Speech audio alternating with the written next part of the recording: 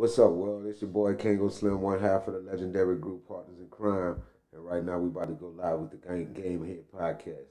Let's get it, baby.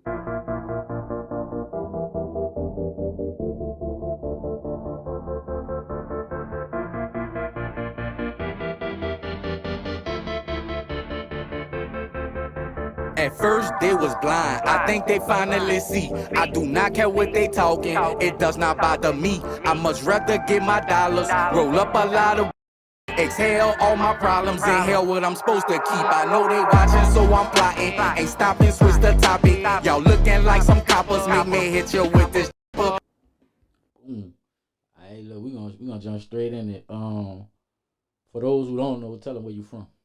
From New Orleans. I grew up in an area called the Gertown area.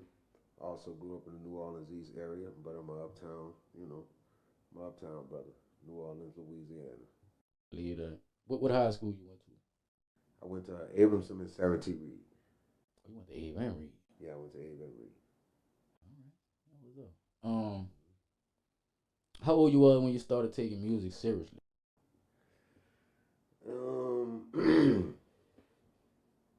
I say I probably was about 15 years old. A lot of people don't realize I really started in the music business when I was 15.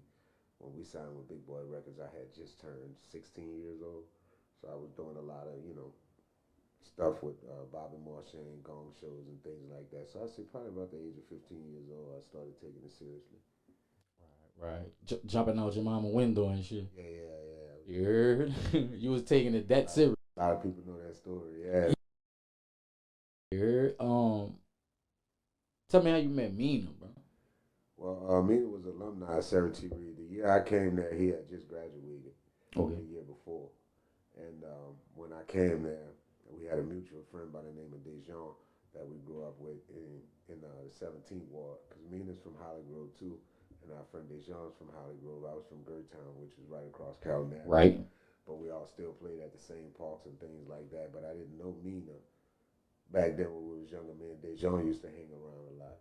So once I moved to New Orleans East and I found out Dejon was out there, me and Dejon clicked back up. He was like, hey, man, you got to meet Mikey from Holly Grove, too. You don't remember him, you know what I mean, or whatever. So that's basically how we met through a mutual friend by the name of Dejon. Believe that. Big shout out Meanie, too, man. Meanie a real one, man. Yes, like, fuck with Meanie.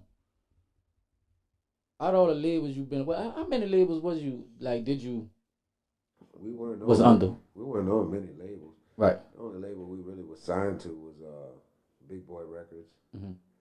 Then after Big Boy Records, we started South Coast Records along with Rob Shaw. We had a partnership in that. Mm-hmm. So you could say we were on our own label by right.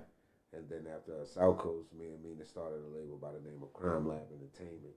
Okay. And that's where, from that point on, we, always did do our own thing. But shortly after that, we did UTP Records. Mm. We signed to UTP Records, but that's about it. We were only signed to, actually signed to like 3 labels, which was Big Boy Records, South Coast Music Group, which was our label. Yeah, long, right. Right. Right. Exactly. I mean? Exactly. So actually, you could just cut it down to 2: Big Boy Records and UTP Records. Well, you kind of no, you ain't kind of take my next question, but what would you rather? You rather a label backing or you rather be independent? Well, with the label backing, at least it's less work because you have people that are put in these positions to help out and do all of these other things. But for me, I guess I could say from an independent standpoint, you're more hands-on, and you can build more of a relationship, with the people that you encounter and the people you do business with. So. It's a gift and a curse. I would love to be independent like we are now, because, we've been independent for a very, very long time, Partners in Crime. Right. And it's good, but it's a lot of work because you have to wear different hats. I got to make the music, I got to create the music, I got to manage the group, I got to manage the band, we got to, get the paperwork together, we got to meet with the lawyers, all of that combined. As far as, being with a label, you have those people that are in position that handle those things. So it takes a little more weight off of the artist. Facts. Gotcha. What it felt like when you first like people start first like really receiving your music? Like, can you describe that feeling? Yeah. So you remember? Yeah, I remember that. I remember that feeling. Well, a lot of people used to like us back in the days when we first was getting on before we came out on wax. Mm-hmm. So, we always had like this fan base of this crowd participation that made us feel like, wow, we doing it. Right. But to actually hear yourself on a cassette tape or on wax and being able to sell your first, initial copies that you first ordered, it was just like a feeling like, wow, like, like what can be. Right. Because when we started off on this musical journey, we just wanted to have fun. Mm-hmm. But then we realized, no, people love us. And there comes that moment where you have to, like, it sinks in and you're like, wait a minute. This is who we are. Like, we got to put our full dedication and we got to dedicate ourselves to this. Serious. It ain't no more game like that. Get serious. So, yeah, now you're not just saying, oh, I'm doing this for fun. You got to compete now. Facts. Because you got a bunch of other rappers in the world that you have to, you know what I mean? Facts. Either beat or you got to have something that's similar to, what, the people are what's going gravitating on towards. Yeah, so at that point, we were like, you know what? This us. We got to go hard with it. Facts. So that feeling was a good feeling. Facts.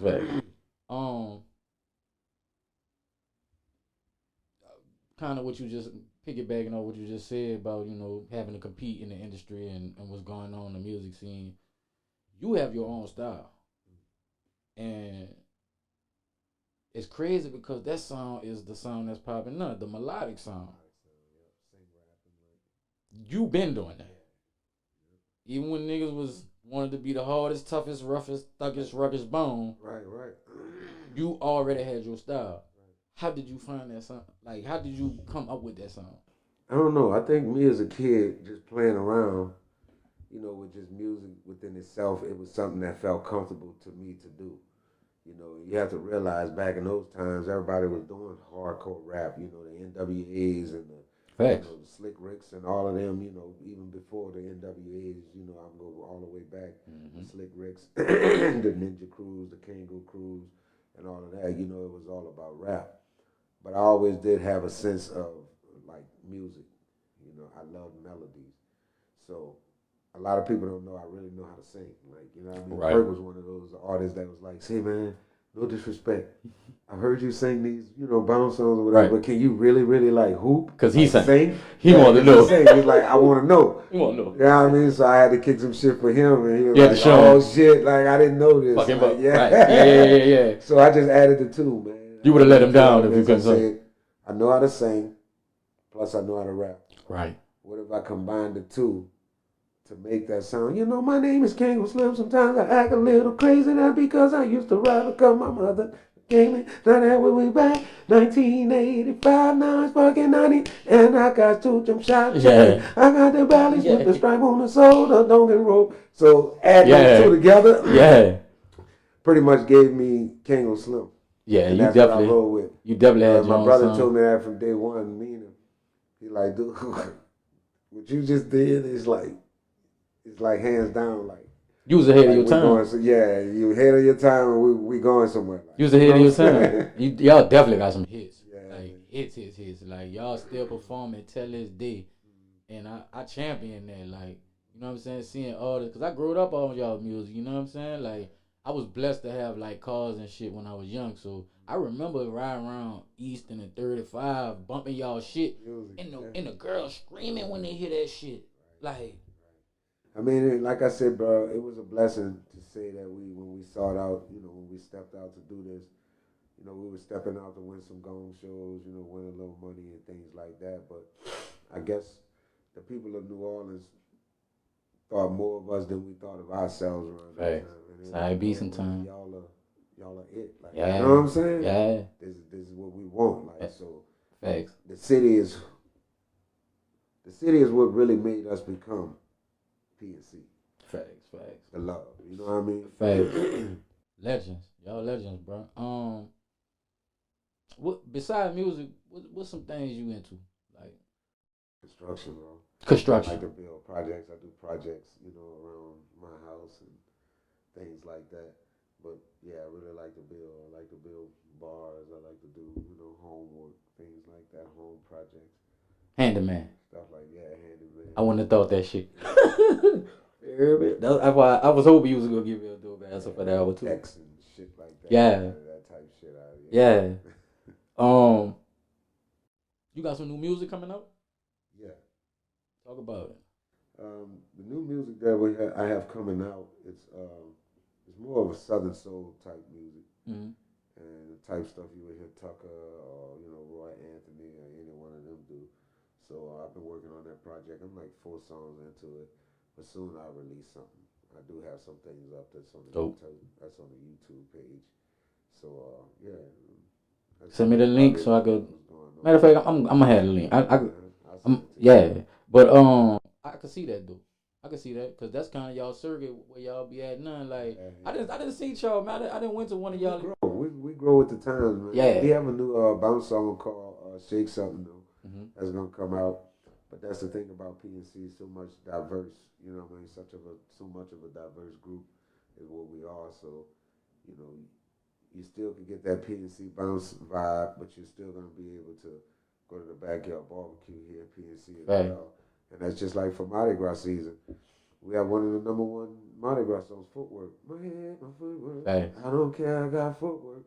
And that's considered like brass band cultural music, but it's still partners in crime. So it's like there's no one lane you'll ever see us in through life. Right.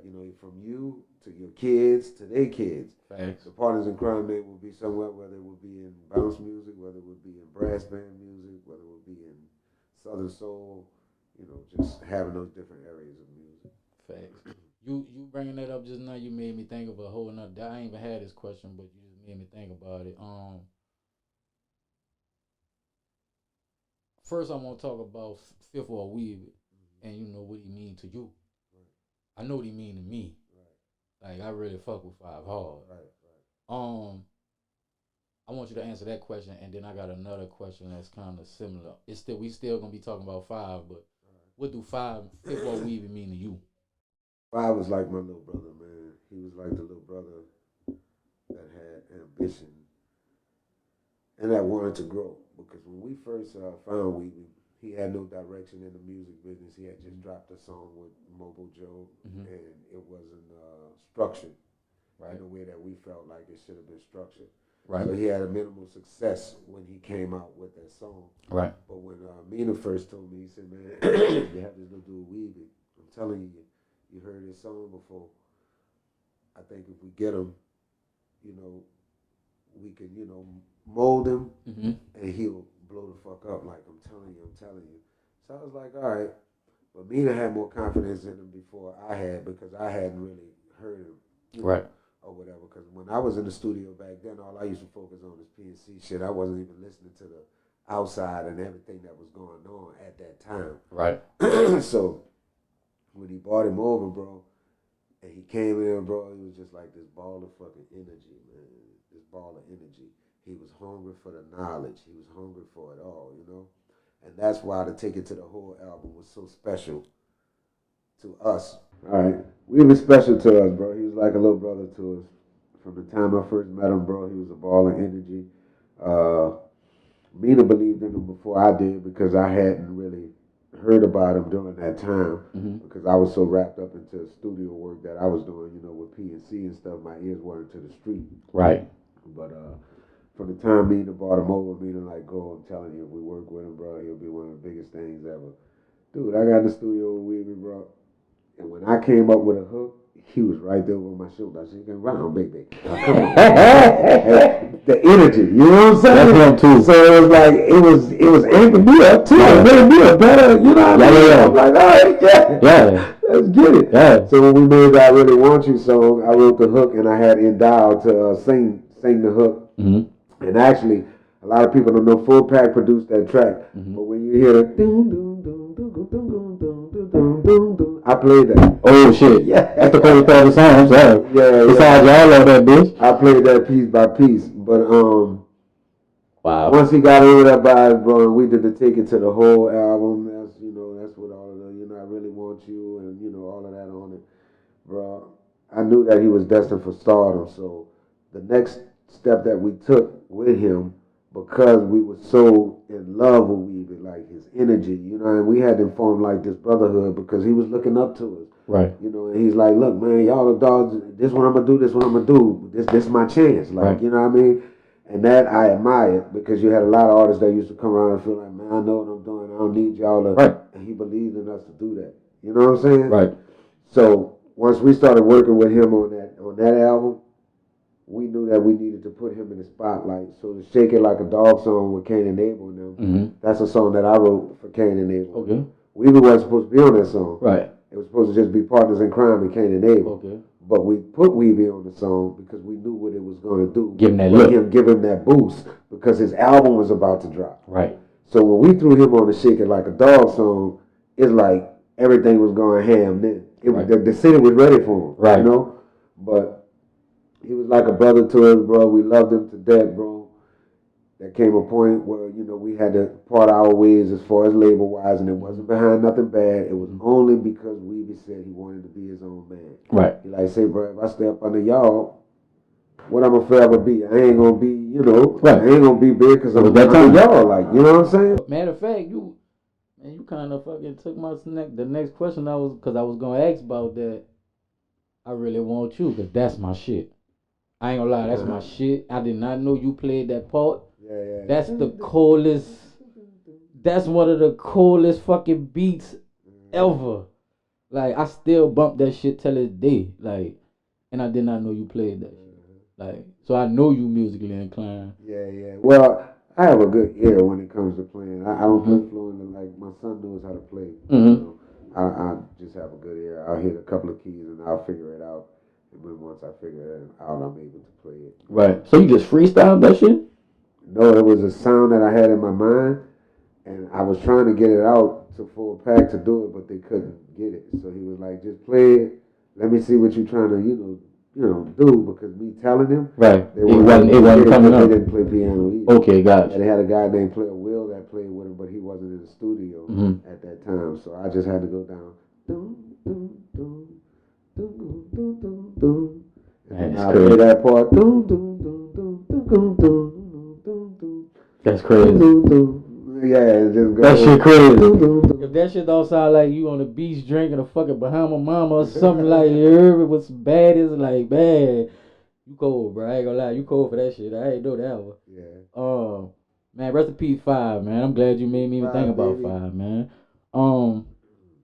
Give me if you got one, give me a positive story that you experienced in the music industry. Positive story? Something that you'll never forget. Something you experienced. Let me see. I don't know, all right. Positive experience.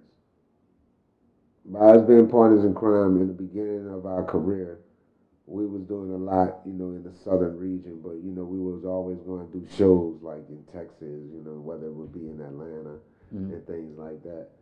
And we actually had a chance to see a lot, you know, in those areas, but it wasn't to the capacity as to where, you know, we was going into rich people's homes and things like that. But I can say this.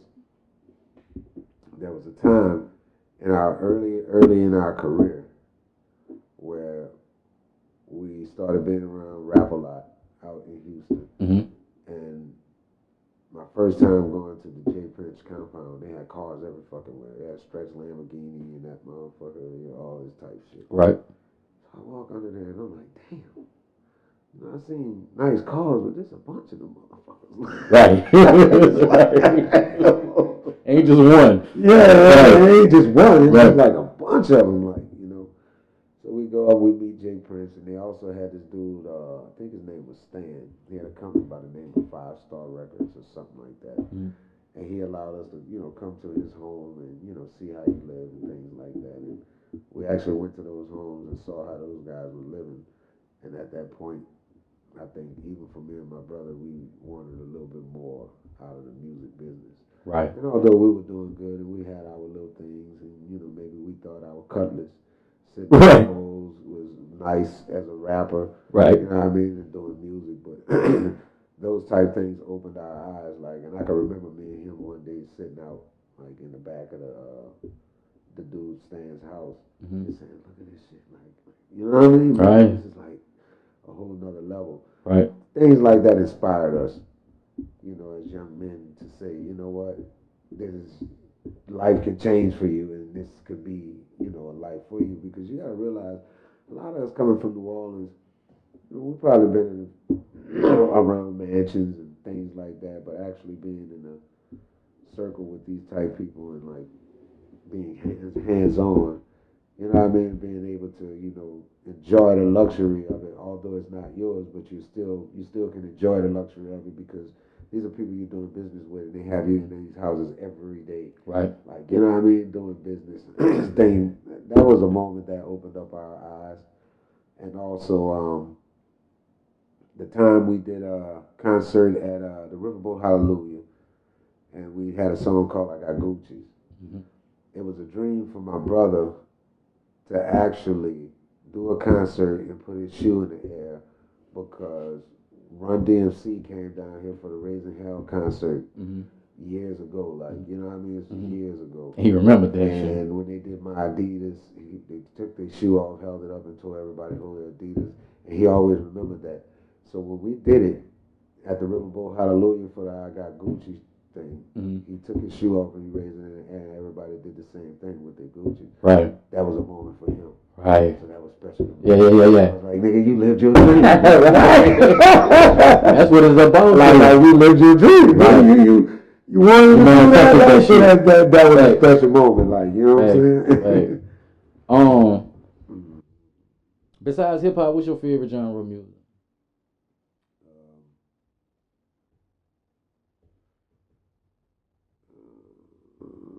You don't want to expose yourself. You about to say something? Nah, bro. I mean, the reason why I'm thinking on it, because it's hard for me to say what's my favorite. Gotcha. Like, because I'm just this all around dude. My playlist goes from Lou Ross, you know, to the Bee Gees, to, you know what I mean, a little bit of, you know, a little rock, you know, Tab Benoit, Give Me My Medicine, that type shit.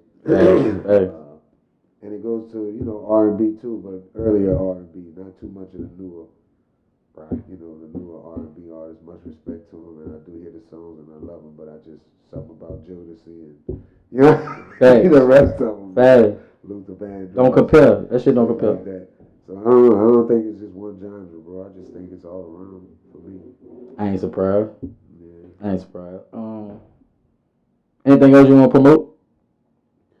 Nothing, man. Just peace, prosperity, and love, y'all. Love each other.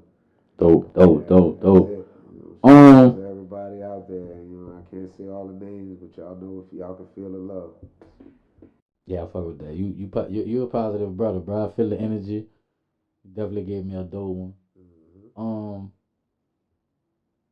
You don't got nothing else to promote. You already gave me a drop too. That was gonna be another thing I was gonna ask you. You good. You professional, you heard me? Niggas need to learn and sit down and take some notes. You heard me?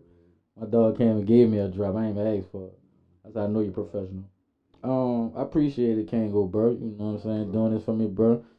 Let you go, bro. You did. Blessings. Leave that on my game head shit. Choruses, I'm out. Boom. For being a statistic, I'm telling you I'm not, bro. My motor loud growling. You do not want to live this lifestyle. You do not know the outcome. It could leave you with bags and it could leave you without some. I do not give a fuck who you know or who you vouch for. You need to get out more. I'm living like an outlaw. Taught myself how to scrap. When I do, I'm going southpaw. Y'all niggas are not cool. New Orleans and I got more reality. 5-4.